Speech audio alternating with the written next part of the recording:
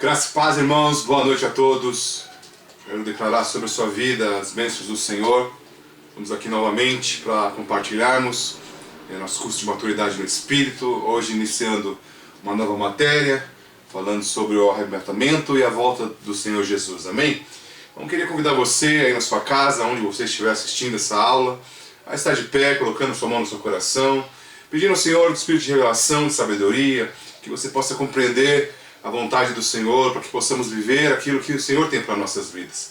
Pai de amor, eu oro por cada um dos meus irmãos, para que o Senhor venha derramar, ó Deus, da sua sabedoria, da tua vontade, do teu querer sobre cada um de nós. Pai, eu declaro sobre a vida de cada um dos meus irmãos, ó Deus, uma unção, ó Deus, de entendimento, de clareza, de lucidez, para compreender qual é a sua vontade, qual o seu querer, e aquilo que o Senhor tem para derramar sobre as nossas vidas nesta noite. Pai de amor, no nome do Senhor Jesus eu peço, te pedindo nessa noite, que o Senhor venha falar ao coração de cada um dos meus irmãos, que possamos compreender, que possamos entender aquilo que o Senhor tem para fazer nesses dias, que a sua volta está próxima, que possamos nos manter firmes, nos mantermos vigilantes, para que o Senhor venha nos buscar, quando o Senhor vir nos buscar, nós possamos estar preparados para isso, em nome do Senhor Jesus. Amém, irmãos? Hoje o assunto a matéria é o arrebatamento e a volta do Senhor Jesus. Um assunto muito importante, um assunto muito rico, um assunto que nós precisamos ter compreensão e entendimento para que possamos estar vigilantes, né, e viver a vida ansiando e desejando a volta do nosso Senhor Jesus Cristo. Amém? Então, logo após, né, o Senhor subir ao céu, depois de ter ressuscitado, depois de ter aparecido algumas vezes para os seus discípulos, ele disse que iria ao Pai. E os discípulos continuaram ali contemplando o céu. E os anjos disseram: eis que esse Jesus que dentre vós assunto ao céu virá do mesmo modo, virá do modo como foi, né? Como viste ele subir, ele também virá. Como está escrito lá em Atos, capítulo 1, verso 11. Como subiu ele ao céu. Como Jesus subiu ao céu? Em duas etapas. A primeira, né, parte foi diante do Monte das Oliveiras, né, até as nuvens. E a segunda parte foi das nuvens até o trono. Da mesma modo, os anjos disseram, do mesmo modo, como ele subiu. Então nós podemos entender que a volta do Senhor Jesus, ela terá dois aspectos, amém? Duas partes, né? Podemos dizer que dois momentos diferentes, que claro que esses momentos podem ser próximos e parecer um momento só, mas ele terá duas etapas. Então, a primeira etapa, Jesus subiu até as nuvens, do Monte das Oliveiras até as nuvens, e depois das nuvens até o trono de Deus, amém? Então, a primeira parte, né, foi visível, mas a segunda parte já não foi, né? Do monte até as nuvens, os olhos dos discípulos, aqueles que estavam ali naquele momento, conseguiram ver, né? Mas das nuvens até o trono, ninguém viu. Então essa parte foi invisível. Então o Senhor voltará da mesma forma como ele foi. Então ele voltará em duas etapas. No primeiro do trono até as nuvens, né, que será invisível, né? Da mesma forma, ele subiu até as nuvens, depois das nuvens até o trono, ele virá do trono às nuvens e das nuvens até nós, né, ou até a terra. Então depois das nuvens até o Monte das Oliveiras, no mesmo lugar ele voltará. E todo olho verá. Amém?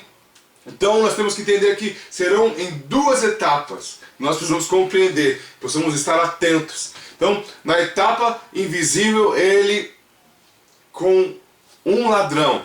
Então, a Bíblia descreve que ele voltará como um ladrão. Não está dizendo que o Senhor Jesus é como um ladrão. Ele voltará. O aspecto da volta dele tem essa questão de invisível, ninguém percebe, né, de que ninguém está vendo, de ninguém está esperando. Porque ninguém espera o ladrão. Né? Porque se esperasse o ladrão, ele seria preso. Então, o modo de falar que Jesus voltará como um ladrão não quer dizer que ele seja um ladrão. Mas a maneira que ele virá, ninguém vai perceber e ele vai vir. Então, assim, sem avisar, sem anunciar, ele virá. Então, um ladrão quando vai assaltar uma casa, ele não anuncia, olha, eu vou assaltar a sua casa amanhã à noite. Porque se ele fizesse isso, né, você chamaria a polícia antes e ele seria preso. Então, da mesma maneira, ele virá como um ladrão, né, sem avisar, sem as pessoas estarem esperando. Claro que nós possamos estar esperando, nós possamos ser vigilantes. Então, não sabemos quando o ladrão vai chegar, e nós não sabemos de fato o dia, a hora que o Senhor Jesus virá. Então, pode ser hoje, pode ser amanhã, pode ser daqui uma semana, mas nós precisamos estar atentos, sabendo que Ele virá. Então, algo que nós precisamos entender, ter no nosso coração, ter no nosso entendimento. Ele virá sem anunciar, ele virá sem um prévio aviso. Claro que os sinais, que os tempos mostram que está próximo a vinda do Senhor Jesus, que está próximo esse dia que ele virá. Mas nós precisamos entender que ele virá sem anunciar. Não será no dia que nós estivermos esperando. Por isso nós precisamos estar todos os dias atentos. Então, os santos são o tesouro do Senhor. Então, o que ele virá? Por que ele virá sem anunciar? Porque ele vem buscar um tesouro. O tesouro, qual é esse tesouro? Os santos. Então, quando ele vir naquela primeira etapa, na primeira etapa invisível, ele vai nos levar, vai levar os vencedores, vai levar os santos. Então, como isso pode acontecer? Então, essa etapa vai nos levar, vai levar a igreja vencedora, como quem rouba algo. Ou seja, nós seremos tirados, a igreja vencedora será tirada da terra. Então, é uma parte oculta, será como uma abdução. Um dia as pessoas estarão juntas, outro dia não estarão mais. Por quê? Jesus tomou para si. Então, ninguém vai ver o momento, mas vai perceber que aconteceu. Da mesma forma, você vai perceber, mas e o fulano? E o ciclano? Foi levado pelo Senhor. Eu oro e tenho convicção no meu espírito que eu vou ser levado pelo Senhor, né? Então você precisa ter esse entendimento que Ele está vindo.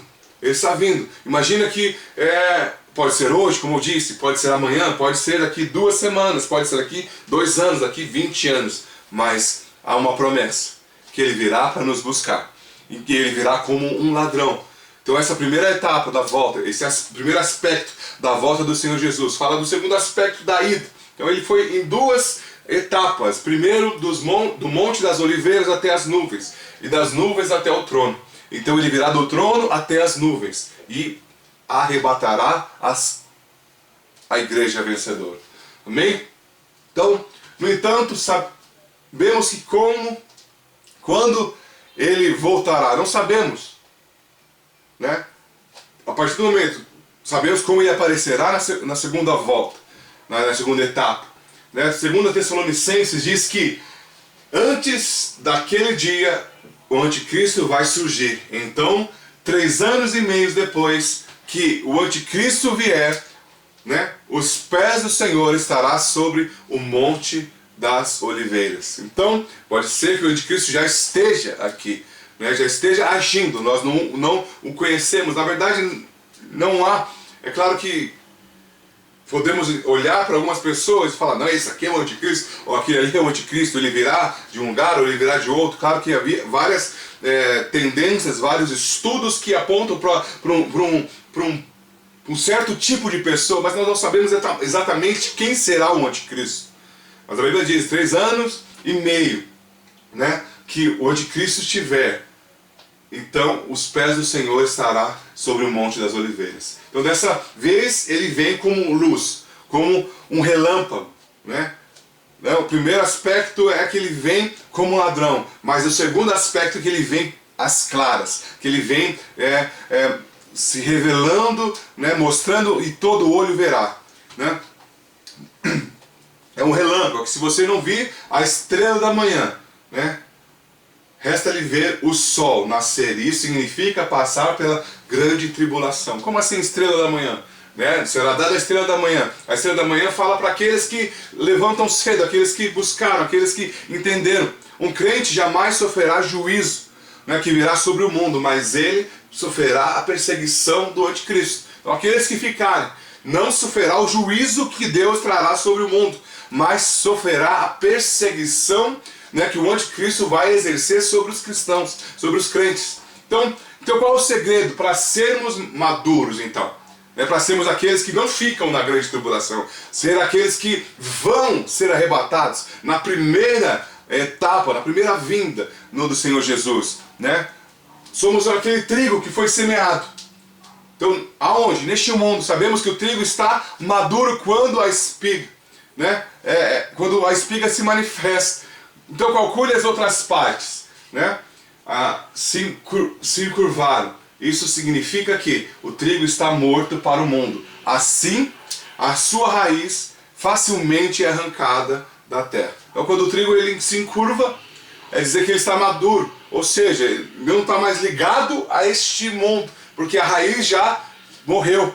E o que acontece é que o fruto pode ser facilmente tirado. Da mesma forma, um cristão maduro é aquele que não está ligado a este mundo, é aquele que está desconectado deste mundo, no sentido de não estar vivendo os valores deste mundo, não está com os seus sonhos, a sua vida presa a este mundo. Então, quando a volta do Senhor Jesus, na primeira volta, aqueles que são vencedores, que estão conectados totalmente ao reino, claro que todos são filhos de Deus, estou falando dos cristãos, né? Não estou falando de todo o mundo, mas aqueles que aceitaram o Senhor Jesus como Senhor e Salvador será levado, porque são aqueles que já estão desconectados do mundo.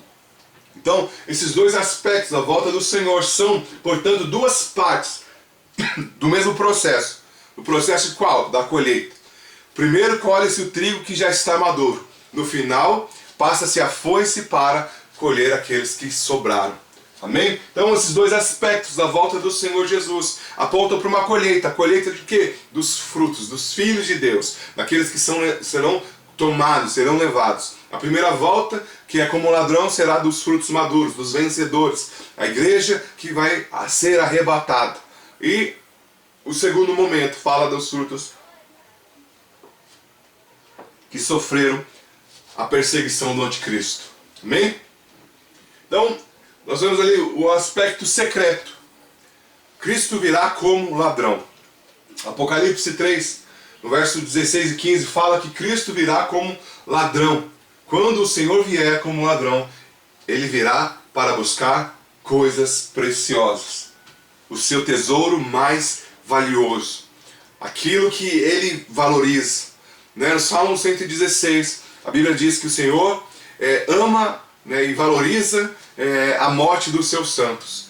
Por quê? Porque é valioso. Quando um santo parte aqui da terra, quando fala da morte, fala daqui da terra, está com o Senhor. Nós temos que entender que a morte é lucro para o crente, porque ele passou da morte para a vida. Quando eu falo morte, não estou falando morte no sentido da punição, mas a morte decorrente da carne. Que nós agora, quando você parte, morre fisicamente, você se torna um só com o Senhor, literalmente, você está com Ele todo o tempo. Então, o Senhor Jesus anseia por esse momento, o Pai anseia por esse momento, Ele deseja esse momento, ele só não veio ainda porque precisa algumas coisas se cumprirem, mas a vontade dele é vir buscar aquilo que ele tem mais de valioso. Então, Jesus virá como ladrão, por quê? Porque ele vem buscar aquilo que ele enxerga como tesouro. Não anunciará, mas ele vem buscar algo que para ele tem muito valor, que é eu e você. Amém? Então lá, Apocalipse 3, verso 3 diz: lembra-te, pois que tens recebido e ouvido, guarda e arrepende-te, porquanto, se não vigiares, virei como um ladrão, e não conhecerás de modo algum em que hora virei contra ti. Então, Apocalipse 16, verso 15 diz: e eis que venho como vem o ladrão. Bem-aventurado aquele que vigia e guarda as suas vestes, para que não ande nu e não seja a sua vergonha exposta. Então, o Senhor Jesus virá como um ladrão.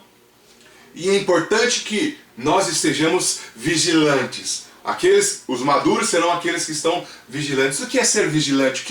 O que é ser maduro? É um crente que entendeu que é um processo na sua vida, um processo de maturidade. Então esse curso fala sobre isso. Nós entramos, nós nascemos para Deus. A caminhada cristã, a salvação, ela é o ponto de partida, é o seu nascimento.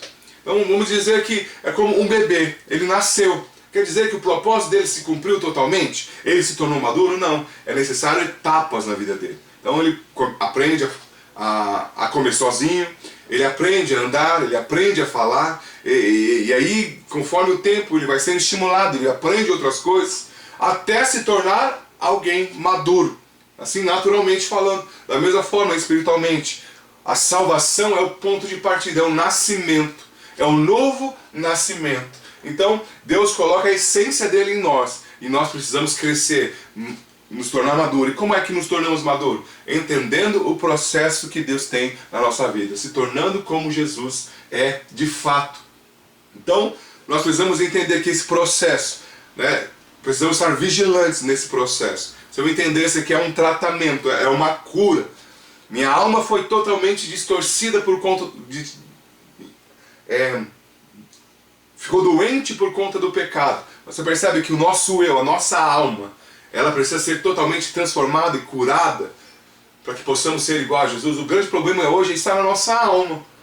O nosso espírito está pronto, mas a Bíblia diz, a carne é fraca. Não está dizendo simplesmente do corpo natural, do corpo físico, mas está dizendo do nosso eu, que foi crucificado com Cristo na cruz. Quando nós entendemos isso e vivemos isso, nós podemos viver aquilo que o Senhor tem para nós e crescemos em maturidade de glória em glória. Lá em Mateus, capítulo 24, verso 40, diz assim, então 2 estarão no campo, um será tomado e deixado o outro.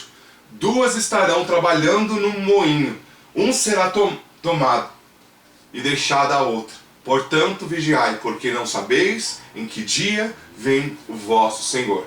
Mas considerai isto, se o pai de família soubesse a que hora viria o ladrão, vigiaria e não deixaria que fosse arrombada a sua casa. Por isso ficai também vós, apercebidos, porque a hora em que não cuidais, o Filho do Homem virá. Então, irmãos, é importante nós entendermos que a salvação é o bem mais valioso que Deus poderia nos dar, porque é o nosso nascimento. Nos tornamos filhos de Deus.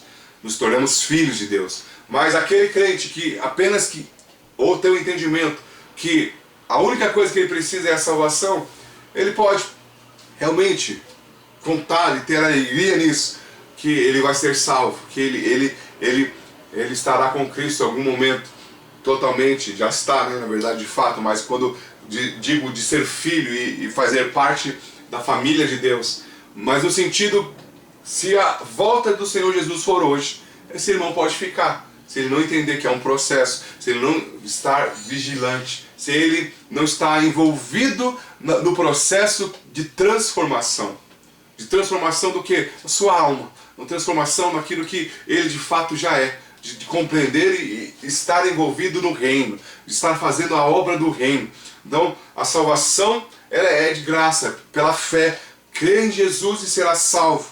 Mas o reino é para aqueles que se esforçam. É para aquele que entendeu que o esforço também não é graça, não é um esforço natural de fazer para agradar a Deus, mas de fazer aquilo que a graça que foi dada lhe permite fazer. Então, tudo é pela graça. Tanto o reino como a salvação. Mas o reino é você entender a graça. Que você se tornou filho de Deus. E Deus tem um projeto para você. Deus tem uma obra na sua vida. Deus está querendo usar você e usando você para você crescer a estatura do varão perfeito. Até chegar à estatura de Cristo. Então esse é o processo. Então um crente que nasceu de novo, mas não se envolve no projeto de Deus, que não entende o projeto de Deus, é um crente que não está vigiando, é um crente que não percebe, né, e não estará pronto quando Jesus vier buscar os vencedores. Então, sabemos que ele virá como um ladrão. E um outro aspecto dessa volta secreta de Jesus é que a hora é desconhecida. Nenhum ladrão diz antemão a hora da sua chegada. Né? Por isso será, né, em uma hora desconhecida. Lá em Apocalipse 3, verso 3, mais uma vez vamos ler esse texto. Lembra-te, pois, do que tens recebido e ouvido, guarda e arrepende-te, porquanto se não vigiares, virei como ladrão, e não conhecerás de modo algum em que hora virei contra ti. Então a Bíblia está dizendo que ele virá e a hora é desconhecida. Por isso devemos estar atentos, atentos no sentido, não ficar olhando para o céu, mas quando o Senhor Jesus vir, possamos estar envolvidos, possamos estar servindo, possamos estar edificando, possamos estar louvando e adorando ao Senhor.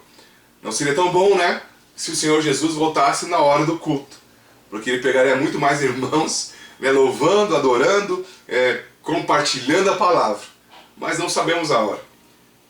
Você percebe que nós não podemos ser crentes que são movidos somente na hora do culto. Devemos estar o tempo todo adorando o Senhor, louvando o Senhor, servindo ao Senhor com alegria. Você percebe que a nossa vida, o nosso estilo de vida deve ser condicionado, mudado para vivermos de fato essa realidade. Então nós não podemos ser crentes de culto somente. O culto é importante, a palavra diz que devemos cultuar a Deus, congregar com os nossos irmãos, mas a realidade é que a nossa vida deve ser uma realidade parecida com a que nós vivemos no culto. Aquela realidade, aquele ambiente, aquela atmosfera de glória, atmosfera de vida, de presença de Deus. Nós devemos buscar para que as nossas casas sejam assim, para que nas nossas células sejam assim. É tão bom, né? Um ponto pelo menos dessa pandemia, no sentido do resultado que ela está trazendo de a igreja ser igreja em casa. Nós somos uma igreja que nos reunimos nas casas, mas parecia que o culto era diferente, no prédio era diferente, mas hoje você percebe que nós não dependemos de um prédio. A nossa vida cristã, a nossa realidade, a nossa essência não depende de coisas externas. Tem a ver com o que nós somos. Então nós podemos ser igreja dentro da nossa casa, no nosso trabalho, onde nós estamos, devemos viver dessa forma. Então a hora é desconhecida. Por isso que essa realidade deve ser a nossa realidade, de estarmos vivendo as coisas que o Senhor tem para nós. Né? Que louvores, que adoração não seja só aquele momento, né, que temos no culto, mas seja um estilo de vida, seja o seu estilo de vida, seja a sua maneira de viver. Você possa o tempo todo estar louvando e exaltando o nome do Senhor. Então, precisamos entender isso. Lá em Mateus 24, verso 36 diz: mas a respeito daquele dia e hora, ninguém sabe, nem os anjos dos céus, nem o Filho, senão somente o Pai. Mateus 24, 42 diz: portanto, vigiai, porque não sabeis que dia vem o nosso Senhor. Mateus 25, 13 diz: vigiai, pois, porque não sabeis o dia nem a hora. Ninguém sabe o dia nem a hora, nem o Filho, nem o próprio Jesus, senão somente o Pai. Nós precisamos entender que ele vem como ladrão, que a hora é desconhecida e também que ele vem para buscar os tesouros que ele tem. E qual o tesouro? Qual a herança de Cristo? É interessante isso. Jesus, tudo que ele fez, ele recebeu um prêmio. Qual o prêmio? Os vencedores, aqueles que prevaleceram.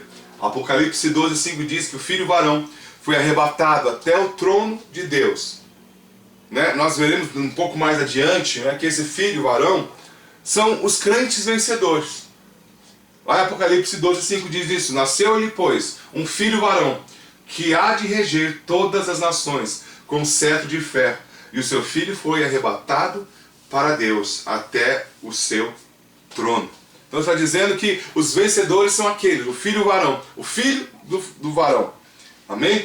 Que são os vencedores, que reinarão com Cristo, juntamente com Ele. Então, nós somos uma igreja de vencedores. Nosso encargo é edificar uma igreja de vencedores. O nosso foco, porque a palavra de Deus dá-nos essa comitiva, esse direcionamento de que todos devem buscar ser achados vencedores. Porque os vencedores receberão algo além do que aqueles que não são. Amém? Apocalipse diz isso: aos vencedores darei o direito, aos vencedores, né, darei o direito de comer do maná escondido. Então, aos vencedores há algo reservado para os vencedores, para aqueles que entenderam o propósito e o chamado nas suas vidas. Então, Jesus veio para isso. O aspecto da vinda secreta de Jesus, ele vem para levar os vencedores, para arrebatar os vencedores. Então, ele vem também como recompensa para os crentes vigilantes. Apocalipse 2:28 diz que ele virá como a estrela da manhã. Mas lá em Malaquias 4:2 fala que virá como o sol. Então, se nós queremos ver a estrela da manhã, nós temos que acordar cedo. Fala de esforço, fala de você ser vigilante, fala de ser alguém que se prepara para aquilo. Né? De você trabalhar enquanto os outros estão dormindo, de você acordar enquanto os outros estão dormindo. Mas em relação ao sol, não precisamos fazer coisa alguma. Ele vem, ele chega, sem você esperar, ele aparece para todos. Então, assim como também eu recebi de meu Pai, dar-lhe-ei ainda a estrela da manhã. A Malaquias 4:2 diz: mas para vós outros, que temeis o meu nome, nascerá o sol da justiça, trazendo salvação nas suas asas. Saireis e salvareis como bezerros soltos da estrebaria.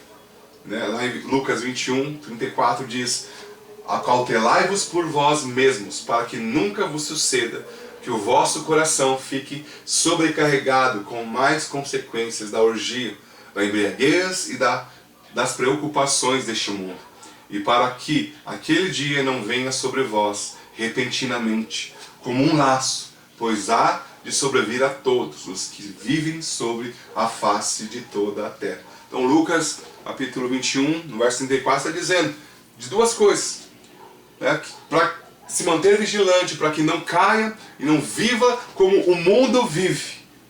Para que você só perceba quando o sol, quando o dia que ele vier para todos. Então lá em Mateus 24:12 diz: portanto, vigiai, porque não sabeis em que dia vem o nosso Senhor. Mas considerai isto: se o pai de família soubesse a que hora viria o ladrão, vigiaria e não deixaria que fosse arrombada a sua casa. Por isso ficai também vós apercebidos, porque a hora em que não cuidais, o Filho do Homem virá. Amém? Então nós precisamos estar atentos. Que o Senhor Jesus virá. Ele virá com um propósito de arrebatar os vencedores, de tomar os vencedores, de tomar aqueles que estão vigilantes, de tomar aqueles que estão inseridos no propósito, naquilo que o Senhor chamou, na obra do Senhor, os trabalhadores, os perseverantes, os que permanecem com o coração, que estão vivendo aquilo que o Senhor diz. E ninguém sabe o momento, ninguém sabe a hora. Pode ser hoje, pode ser daqui a alguns instantes. Enquanto eu estou falando para você, pode ser que o Senhor venha arrebatar os vencedores. Não sabemos, então por isso é importante estarmos atentos, vigilantes nesse momento. Então esse é o primeiro aspecto. O primeiro aspecto da volta do Senhor, a primeira etapa, que ele virá do trono até as nuvens, para arrebatar. Ninguém verá o Senhor nesse momento, mas ele tomará os vencedores, tomará os que prevaleceram, os que estavam vigilantes. Mas é o segundo momento. Aí depois disso acontece a segunda etapa, o segundo processo, que é que ele virá às claras, Então, aonde o Senhor será visto por todas as tribos da terra. Então, não existe muito clareza, se a terra mencionada em Apocalipse 1:7 se refere a todo o planeta ou apenas a Israel, Baseados lá em Zacarias 12:10, é provável que seria apenas Israel, Então, como diz lá, Apocalipse 1:7 diz: eis que vem com as nuvens, e todo o olho verá, até quantos o transpassaram, e todas as tribos da terra se lamentarão sobre ele, certamente. Amém. Então, nós sabemos que ele virá às claras. Lá em Mateus 24, Verso 27 diz: porque assim como um relâmpago sai do oriente e se mostra até no ocidente, assim há de ser a vinda do Senhor, do Filho do Homem. Então aparecerá no céu um sinal do Filho do Homem. Todos os povos da terra se lamentarão e verão o Filho do Homem vindo sobre as nuvens do céu, com poder e muita glória. Já lá em Zacarias 12:10 diz: e o Senhor, a casa de Davi, e sobre os habitantes de Jerusalém, derramarei o espírito da graça e de súplicas. Olharão para aquele a quem transpassaram, pranteá-lo-ão como quem planteia por um unigênito, e chorar-o-ão, porque ele, como se chora amargamente pelo primogênito. Naquele dia será grande pranto em Jerusalém, como o pranto de Haddad e Rimom no vale do Megido. Então sabemos que não há uma clareza se é em todas as nações que se verão, ou se é só em Jerusalém. Olhando em Apocalipse e Mateus, nós entendemos que é em todos os povos verão.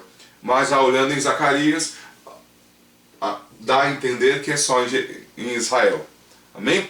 Então, será, no fim da grande tribulação, o aspecto às claras.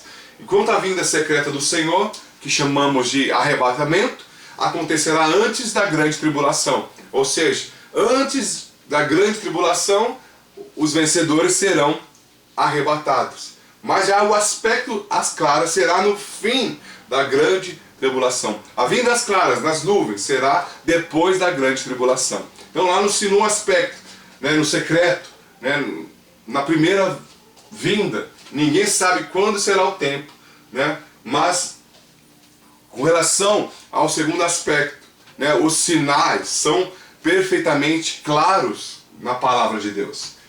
Será quando soará a última trombeta, ou seja, a sétima trombeta. Sabemos que a última trombeta marcará o final da grande tribulação. Está lá em Apocalipse, capítulo 18, no verso 1. Lá em Tessalonicenses também, capítulo 4, verso 16, 1 Coríntios 15, 25, 54. É que o anticristo vai se manifestar antes da vinda do Senhor, da segunda vinda do Senhor. Então quando acontecer, vides o abominável, da desolação, lá que está em Mateus 24, 15, diz assim: quando pois virdes o abominável da desolação, que falou o profeta Daniel, no lugar santo, que lê, entenda. E por nesse tempo haverá grande tribulação, como desde o princípio do mundo até agora não tem havido e nem haverá jamais. Então logo em seguida, a tribulação daqueles dias, o sol se escurecerá, a lua não dará a sua claridade, as estrelas cairão do firmamento e os poderes do céu serão abalados. Então aparecerá no céu o sinal do Filho do Homem. Todos os povos da terra se lamentarão e verão o Filho do Homem vindo sobre as nuvens do céu, com poder e muita glória. Então, no aspecto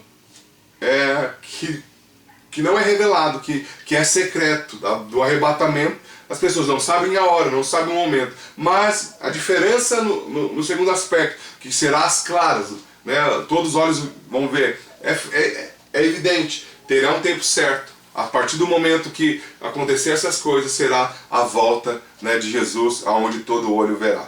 Lá em 1 Tessalonicenses, capítulo 4, verso 16, diz assim: porquanto o Senhor mesmo, dada a sua palavra de ordem, ouvida a voz do arcanjo, e ressoada a trombeta de Deus, descerá dos céus, e os mortos em Cristo ressuscitarão primeiro.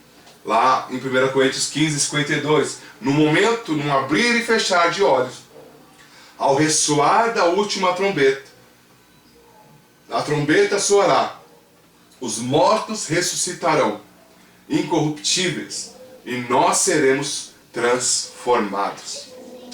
Amém? Então, é evidente que há o tempo certo, que é o momento certo. Ficará visível Então nós precisamos entender isso. Amém? Eu imagino e eu desejo, eu anseio, eu oro para que eu não esteja nesse momento. Não precise passar por isso. Eu oro para que você também se posicione, né, e se mantenha vigilante para que não passe por isso. Mas é importante entendermos como funcionam essas coisas, para que a gente trabalhe no sentido, né, se esforcemos para entrar no descanso de Deus. Né?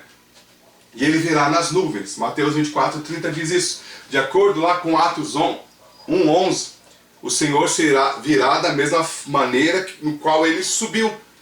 Né? Ele subiu do Monte das Oliveiras até as nuvens. E da mesma forma, ele virá das nuvens até o Monte das Oliveiras. Então, eis que vem com as nuvens, e todo olho verá, até quando o transpassar, e todas as tribos da terra se lamentarão sobre ele. Certamente. Amém. Lá em Atos 1:11 diz: E lhes disseram, varões galileus, por que estáis olhando para as alturas? Esse Jesus que dentre vós foi assunto ao céu, virá do modo como viste subir. Então voltaram para Jerusalém, do monte chamado Olival, que dista daquela cidade, tanto como a jornada de um sábado. Então, da mesma forma que ele subiu, é a forma que ele virá. Lá em Apocalipse 14:14 diz: Olhei, e eis que uma nuvem branca, e sentado sobre a nuvem, um semelhante a filho do homem, tendo na cabeça uma coroa de ouro e na mão uma foice afiada. Outro anjo saiu do santuário, gritando em grande voz para aquele que se achava sentado sobre a nuvem: Toma a tua foice e ceifa, pois chegou a hora de ceifar, visto que a seara da terra já amadureceu. Então você percebe, o primeiro momento é para o trigo que já é maduro, aonde, né, já está desligado da raiz na terra. Mas o segundo aspecto é do restante, dos frutos que estavam, onde a foice vem e colhe todo o restante. Lá em Zacarias 14:4 diz: Naquele dia estarão os seus pés sobre o monte das oliveiras, que está defronte de Jerusalém, para o oriente. O monte das oliveiras será fendido pelo meio, para o oriente e para o ocidente, e haverá um vale muito grande. Metade do monte se apartará para o norte, e a outra metade para o sul. Aleluia! Então, nós percebemos isso. Ele vem como ele foi. Então lá, ele virá com os santos, vencedores, para estabelecer o seu reino sobre a terra. Então, a última parte do aspecto da segunda volta, da volta às claras, é que aqueles que foram arrebatados, aqueles que se tornaram vencedores, virão com ele. Amém? Então, os santos vencedores, né, virão com ele para estabelecer o reino de Cristo sobre a terra. Então, lá em Zacarias 14, verso 3 ao 5, diz assim: Então sairá o Senhor e pelejará contra essas nações, como pelejou no dia da batalha. Naquele dia estarão os seus pés sobre o monte das oliveiras, que estão defronte de Jerusalém para o oriente. Para o monte das oliveiras será fendido pelo meio, para o oriente e para o ocidente. E haverá um vale muito grande, metade dos montes se apartará para o norte, e a outra metade para o sul. Fugireis pelo vale dos meus montes, porque o vale dos montes chegará até Azal. Assim fugireis, como fugistes do terremoto, nos dias de Uzias, rei de Judá. Então virá o Senhor, meu Deus, e todos os santos com ele. Lá em 2 Tessalonicenses diz: Então será de fato revelado o iníquo, a quem o Senhor Jesus matará com o sopro de sua boca, e o destruirá pela manifestação da sua vinda. Já em Apocalipse 16:12 diz: Derramou a sua taça sobre o grande rio Eufrates, cujas águas secaram, para que se prepare o caminho dos reis que vêm do lado do nascimento do sol.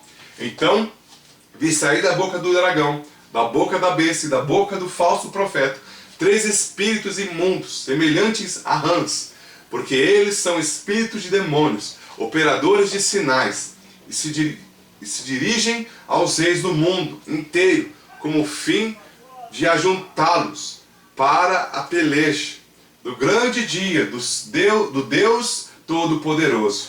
E eis que vem o ladrão. Vem bem-aventurado aquele que vigia e guarda suas vestes, para que não ande nu e não se veja a sua vergonha. Então, ajuntaram no lugar que o hebraico se chama Amargedon. Já em Apocalipse, capítulo 17, verso 13, tem esses um só pensamento, e oferecem à besta o poder e a autoridade que possuem. Pelejarão eles contra o Cordeiro, e o Cordeiro os vencerá, pois o Senhor dos senhores e o Rei dos reis vencerão também os chamados eleitos e fiéis que se acham com ele. Aleluia! E continuando, vi o céu aberto, e eis um cavalo branco, e o seu cavaleiro se chama Fiel e Verdadeiro, e julga e peleja com justiça. Os seus olhos são como chama de fogo, na sua cabeça há muitos diademas. Tem um nome escrito que ninguém conhece, senão ele mesmo. Está vestido como um manto tinto de sangue, e o seu nome se chama o Verbo de Deus. E o seguiam os exércitos que há no céu, montando cavalos brancos, com vestiduras de linho finíssimo, branco e puro. Sai da sua boca uma espada afiada, para coer a ferir as nações, e ele mesmo as regerá com um cetro de ferro, e pessoalmente pisa o lagar do vinho, do furor, da ira do Deus Todo-Poderoso. Tem o seu manto e na sua coxa o nome escrito: Rei dos Reis e Senhor dos Senhores. Então vi um anjo posto em pé no sol, e clamou com grande voz, falando todas as aves que voam pelo meio do céu: vinde e reuni-vos para a grande ceia de Deus, para que comais carnes de reis, carnes de comandantes, carnes de poderosos, carnes de cavalos e seus cavaleiros, carnes de todos, quer livres, quer escravos, tanto pequenos como grandes. E vi a besta e os reis da terra com os seus exércitos, congregados para pelejarem contra aquele que está montado no cavalo e contra o seu exército. Mas a besta foi aprisionada, e com ela o falso profeta, e com os sinais feitos diante dela, seduziu aqueles que receberam a marca da besta e eram os adoradores da sua imagem. Os dois foram lançados, vivos dentro do lago de fogo, que arde com enxofre. Os restantes foram mortos com a espada que sai da boca daquele que estava montado no cavalo. E todas as aves se fartaram das suas carnes. Então o texto está dizendo que os vencedores serão aqueles que vão lutar junto com o Senhor Jesus, né, contra aqueles que, as nações, né, e o anticristo, a besta, o dragão, que vão lutar contra o Senhor Jesus, e os vencedores estarão junto com ele e prevalecerão. Então quando a terra terá o início da grande tribulação. Quando é que vai acontecer a grande tribulação? Quando surgirá o anticristo. Né? Se estudarmos, né, o livro de Apocalipse, como você pode estar acompanhando junto com o pastor Aloysio, né, todos os dias, evidentemente não ter uma data específica, mas certamente, né, os sinais serão conhecidos, né, e saberá quando tudo acontecerá. Então, o momento da crucificação do Senhor, Jesus foi o clímax da história da humanidade. A morte do Senhor na cruz foi o momento mais importante de toda a humanidade, né? Foi um momento crucial da história, né? Mas a palavra de Deus revela que a humanidade vai chegar a um outro ponto crucial, um outro ponto muito importante, que é a volta do Senhor Jesus. Né? Quando estudamos Apocalipse e chegamos, né, ao capítulo 11, vemos que toda a história, né, está consumada ali. Mas então segue-se o capítulo 12, e parece que a profecia começa tudo novamente, é algo novo, que vai acontecer ainda. A verdade é que a partir do capítulo 12 o Senhor está chamando a nossa atenção, né, para fatos e personagens especiais. Então nós vemos aqui, né, os dois aspectos da vinda de Jesus. O primeiro aspecto, que é o aspecto em secreto, que ninguém sabe o momento, ninguém sabe a hora. Mas há um momento depois que é onde Jesus se manifestará às claras, aonde todos virão. E o último aspecto aqui, os vencedores lutarão, pelejarão juntamente com Cristo contra os inimigos de Deus. Então, nós temos que entender isso, né? Há um arrebatamento, né? Quando fala do filho varão e o arrebatamento dos vencedores, nós precisamos entender isso. Que quando estudamos Apocalipse, o primeiro ponto crucial da história foi o ponto lá onde Jesus morreu na cruz, o momento mais importante da história. Mas há algo que ainda vai acontecer, que fala da vitória de Cristo sobre os seus inimigos. Então uma descrição especial no capítulo 12, do capítulo 1 ao capítulo 11 de Apocalipse, nos é dada uma visão, mas a partir do capítulo 12 outra coisa se manifesta, né? É como se o Senhor rebobinasse a fita, né, ou voltasse o filme no intuito de mostrar tudo novamente, né, de mostrar e focar, né, alguns determinados pontos. Né. Então no capítulo 12, né, você descobre que os símbolos se tornam totalmente diferentes dos outros, são manifestados de formas diferentes. Então, lá no capítulo 12 nós vemos lá o sinal da mulher e do filho varão. O Apocalipse 12, verso 1 diz: viu-se grande sinal no céu, a saber, uma mulher vestida do sol, com a lua debaixo dos pés e uma coroa de 12 estrelas na cabeça. Alguns já disseram que essa mulher representa a nação de Israel. Outros, né, que essa mulher representa Maria, né, a mãe de Jesus. Há inúmeras interpretações, há inúmeras como posso dizer, inúmeros pontos, né, inúmeras interpretações para essa mulher. Mas antes de falarmos, antes de avançarmos, precisamos de um terreno comum, né, com o qual já podemos concordar. Né, primeiro, concordamos que a Bíblia é a palavra de Deus. Primeiro ponto, deve ser claro para nós, a Bíblia é a palavra de Deus. O segundo ponto é que cremos que Apocalipse 12 é inspirado pelo Espírito Santo. É algo que o Espírito Santo inspirou, né, o apóstolo João a escrever. E terceiro, há um simbolismo aqui. É um símbolo, são símbolos, né? E essa passagem, ela não é tão clara, ela é meio obscura.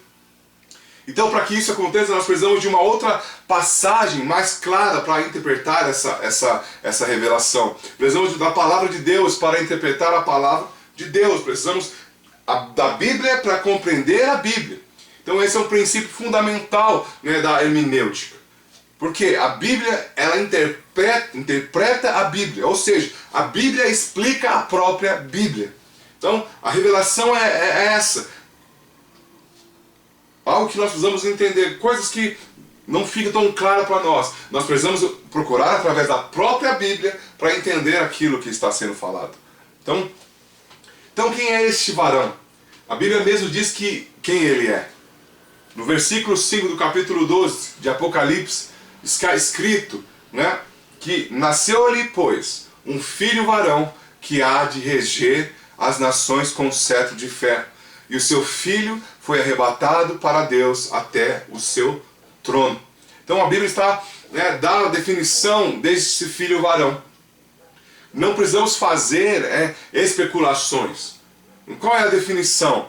Esse filho varão regerá todas as nações com cetro de ferro. Então foi o apóstolo João quem escreveu o livro de Apocalipse. E ele conhece, portanto, a sua linguagem muito bem. Então, se quiser interpretar os escritos de João, você precisa usar a linguagem de João, a linguagem que ele usava. Então, existe algum outro lugar em todo o Apocalipse onde aparece a expressão reger todas as nações com cetro de ferro? Existe? Há somente duas. Então, uma se encontra em Apocalipse 19:15. né, sai da sua boca uma espada afiada, com ela ferir as nações, e ele mesmo as regerá com cetro de ferro. E ele aqui se refere ao nosso Senhor Jesus Cristo. Está falando de quem? Senhor Jesus Cristo, que ele reinará, regerá com o cetro de ferro. Então, quem é esse varão? Se está falando dois momentos, que é o Rei dos Reis, com isso nós estamos de acordo, Rei dos Reis, Senhor dos Senhores e o Senhor Jesus.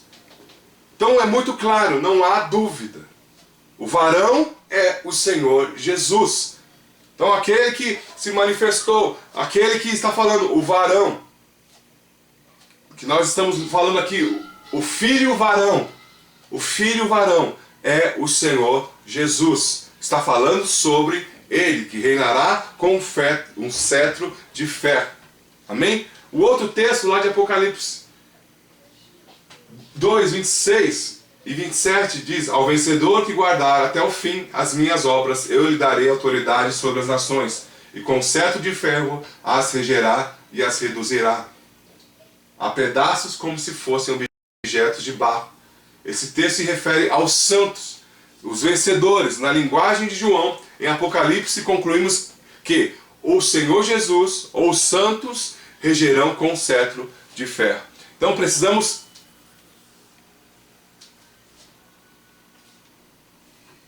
determinar, né, pelo contexto, se o texto de Apocalipse 12 refere-se ao Senhor Jesus ou aos santos, vamos assumir que o filho varão, né, refere-se ao Senhor Jesus.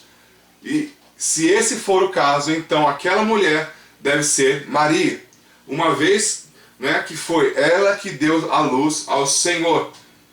Então será que podemos crer nisso? Maria vestida de sol com a lua debaixo dos pés? Você já viu a Bíblia representar Maria como esse tipo de figura? Sabemos também que o nosso Senhor Jesus foi o primogênito de Maria, mas essa mulher, no capítulo 12, já tem outros filhos antes de ter esse filho. Como sabemos disso? Então, Apocalipse 12, verso 17, fala do restante da sua descendência. A humanidade vai chegar a um outro ponto crucial. Apocalipse 12, 17 diz assim: irou-se o dragão contra a mulher e foi pelejar com os restantes da sua descendência, os que guardaram os mandamentos de Deus e têm o testemunho de Jesus, e se pôs em pé sobre a areia do mar. Então, se você pensa que essa mulher refere-se a Maria, então sua interpretação não está de acordo com a história relatada na Bíblia. Além disso, se interpretarmos Jesus como filho varão, então fazemos dessa passagem uma passagem histórica e não uma futura. Então isso é o contrário, a natureza do próprio livro, porque é um livro profético. Então nós precisamos, se nós acreditarmos que esse varão é o próprio Senhor Jesus e Maria é a mãe, estamos falando de uma história que já aconteceu, mas o contexto do livro de Apocalipse é um livro profético, ou seja, que irá acontecer ainda. Então, estamos indo contra a natureza do próprio livro, porque esse livro é um livro profético. E por essa razão, creio que a interpretação mais satisfatória, mais clara deste texto é que esse filho varão refere-se aos santos, ou seja, à igreja. Nasce-lhe, pois, um filho varão, que há de reger todas as nações com cetro de ferro. E seu filho foi arrebatado para Deus até o seu trono.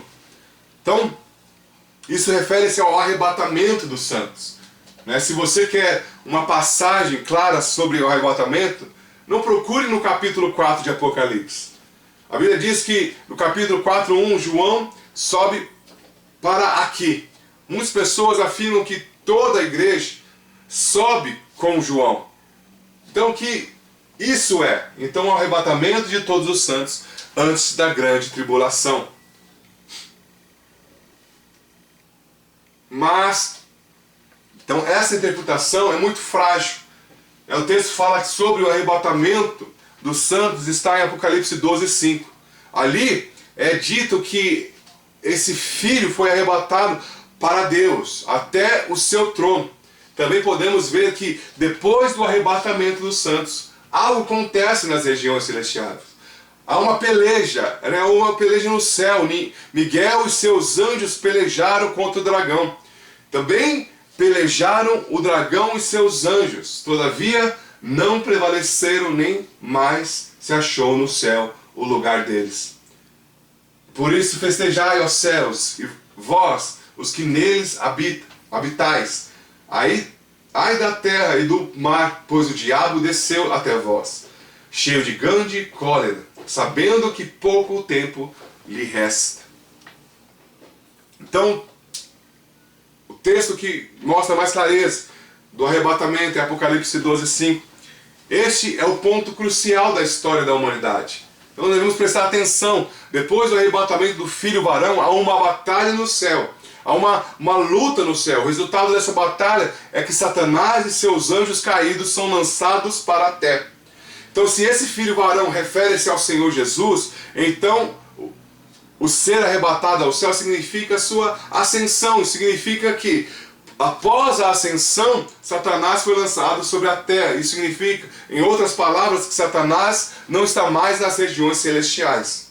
Então, já está na terra. Mas em Efésios 6:12 está escrito: a nossa luta não é contra o sangue e carne, e sim contra principados e potestades, contra os dominadores deste mundo tenebroso, contra as forças espirituais do mal nas regiões celestiais. O que está dizendo?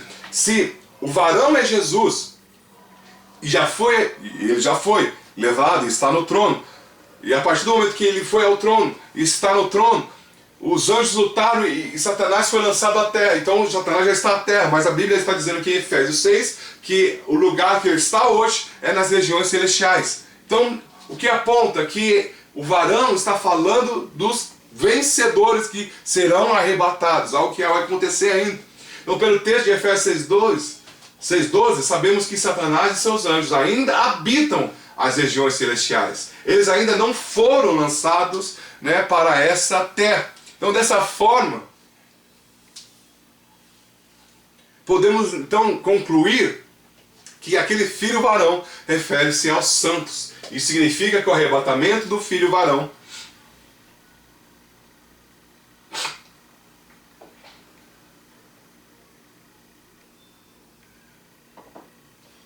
está falando sobre o arrebatamento dos santos, está falando sobre o arrebatamento dos vencedores. Como resultado dessa batalha no céu, Satanás e seus anjos são lançados sobre a terra. Então, no princípio, Satanás foi um anjo. Ele era o chefe dos anjos, era um querubim, mas pecou contra Deus, e rebelando-se contra ele. Então, Satanás e os anjos o seguiram, foram lançados fora da presença de Deus. Então, onde foram Satanás e seus anjos? Para onde eles foram? Aonde eles estão? De acordo com a Bíblia, Lúcifer foi lançado para as regiões celestiais. Ele foi lançado para as regiões consideradas acima da terra. Por isso a Bíblia diz que os espíritos malignos estão nas regiões celestiais. Gênesis 1, temos o registro que Deus falou que era bom após criar a luz no primeiro dia. Mas no segundo dia Deus disse que era bom. Sabe o que aconteceu?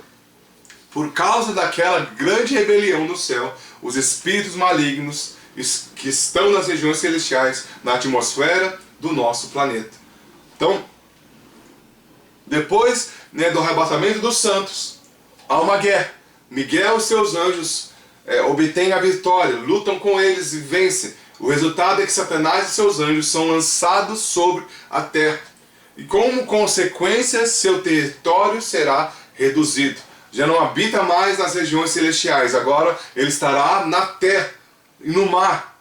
Originalmente habitava nas regiões celestiais e o mar. Agora a Bíblia diz que não haverá mais lugar para ele nas regiões celestiais. Então, no período da grande tribulação, pode-se ver a cólera de Satanás perseguindo os santos, de Deus que ainda estiverem na terra. Ele os vence e todos os habitantes da terra seguirão esta besta. Então isso é.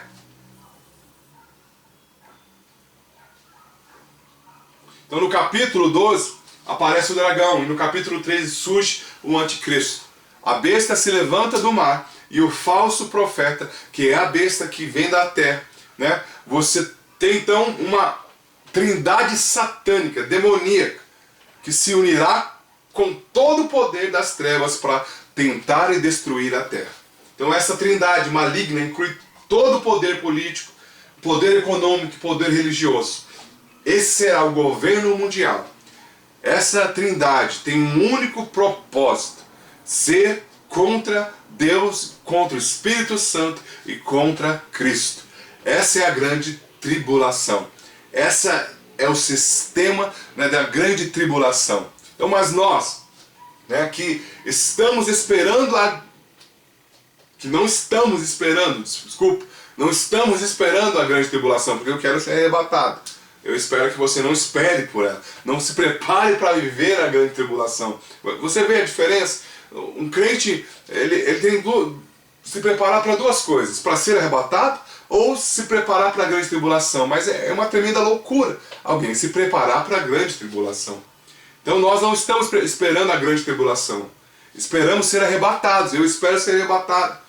Estamos aqui estudando sobre isso para sermos arrebatados, vigilantes, vigiando no momento certo. Então antes da grande tribulação haverá o arrebatamento. Os cristãos vencedores desaparecerão. O mundo inteiro ficará perplexo. Imagina, milhares e milhares de pessoas sumirem, desaparecerem. É isso o resultado do arrebatamento. Imagine a loucura, o que o mundo vai começar a dizer. Né? Você crê então no arrebatamento, que o Senhor seja misericordioso para conosco? Então eu não quero passar pela fornalha da perseguição. Eu quero ser arrebatado. O Senhor prometeu que voltará, o próprio Senhor voltará para nos levar. E quando nos levar, não será o arrebatamento. Isso será o arrebatamento de Deus nas nossas vidas. Eu quero passar pelo arrebatamento, eu não quero passar pela grande tribulação. Ele nos disse que a Deus lá em Betânia, e Ele retornará em Betânia. O Senhor quer levar-nos juntamente com Ele. Então lembre-se dessa promessa. Essa é a promessa, é a vontade dEle de nos levar. É exclusivamente para nós cristãos. Os pés do Senhor tocarão no Monte das Oliveiras. Mas lembre-se, quando o Senhor aparecer no Monte das Oliveiras, Ele descerá como os seus anjos. E no arrebatamento Ele vem para os seus santos. Quando seus pés tocarem no Monte das Oliveiras, Ele descerá com os seus santos para o julgamento do mundo, para a libertação do povo de Israel. Esse dia, né, é chamado Dia do Senhor. Mas o dia em que seremos arrebatados é chamado na Bíblia de o dia de Cristo. Então aguardamos pelo dia de Cristo. O nosso noivo virá e nos uniremos a Ele. Amém? Então nós temos que entender que há dois momentos. O dia de Cristo, que é o dia do arrebatamento, aonde Ele vem buscar os vencedores. Mas é o dia do nosso Deus, que é o dia onde o Senhor Jesus virá às claras e reinará com os anjos. Vencerá todos aqueles que estão se oposando, estão em oposição a Ele. Então nesses 2000 anos temos celebrado ceia após ceia. A igreja nunca celebrou um café da manhã porque o nosso sol da manhã, o sol da justiça, como se ocultou hoje, e hoje atravessamos uma longa noite. Mas daqui a alguns dias, né, participaremos de um café da manhã com o nosso Senhor. Sempre estamos vivendo durante 2000 anos uma ceia que é à noite, porque estamos no momento antes da volta. Mas quando o Senhor voltar, nós celebraremos um café da manhã juntamente com Ele. Uma ceia após outra ceia. E o Senhor ainda não veio, mas Ele nos prometeu. Ele prometeu que voltará. Ele nunca falha. Ele nunca, a sua palavra não falha. Então, o que nós temos que fazer? Se apegar a essa promessa. Ele prometeu e Ele irá nos levar. Então precisamos, né, entender o que é a vinda do Senhor. Às vezes entendemos mal esses acontecimentos, né? Olhando uma ilustração, após o Senhor subir ao céu, os discípulos estavam contemplando o céu, e os anjos disseram: esse Jesus que dentre vós foi assunto ao céu, virá do modo como vistes a subir. Então isso nos dá subsídios para entendermos que a vinda do Senhor, como subiu Ele ao céu, em duas etapas. A primeira parte foi o Monte das Oliveiras até as nuvens. E a segunda parte, das nuvens até o trono. Então a primeira parte foi visível. Jesus indo, subindo, foi visível. Mas a segunda parte, das nuvens até o trono, ninguém viu, porque foi invisível. Da mesma forma, do trono até as nuvens, ninguém verá. Mas das nuvens até o Monte das Oliveiras, todo olho verá. E como a Bíblia diz, todo olho verá e toda língua confessará que Jesus Cristo é o Senhor. Ninguém, a partir desse momento, não conhecerá e não verá mais o Senhor Jesus. Então o Senhor voltará da mesma forma como Ele foi. Voltará em duas etapas. Amém? Por essa razão, então nós não podemos fixar uma data para a vinda do Senhor. Quando o ladrão vem à sua casa, ele quer levar o seu luxo, quer levar as suas riquezas, quer levar os seus bens, não o seu lixo. Se o ladrão vir buscar o lixo, sempre darei a ele boas-vindas, todos os dias. Mas você sabe, o ladrão vem arrebatar aquilo que tem valor, aquilo que é precioso. O Senhor Jesus virá como ladrão, porque Ele vem buscar aquilo que tem valor, aquilo que é precioso, aquilo que é o seu tesouro. Os santos são o teu tesouro. Então quando Ele vier, naquela primeira etapa, Ele vai nos levar, ou seja, Ele vai nos roubar, Ele vai nos tirar desse mundo. Essa é a parte oculta. Ninguém verá. Não sabemos detalhes dessa primeira etapa. Mas, no entanto, sabemos quando Ele voltará na segunda etapa. A segunda Tessalonicenses diz que antes daquele dia, o anticristo vai surgir. Então, 3 anos e meio depois que o anticristo vier, os pés do Senhor estarão sobre o Monte das Oliveiras. Dessa vez, Ele vem com uma luz de um relâmpago.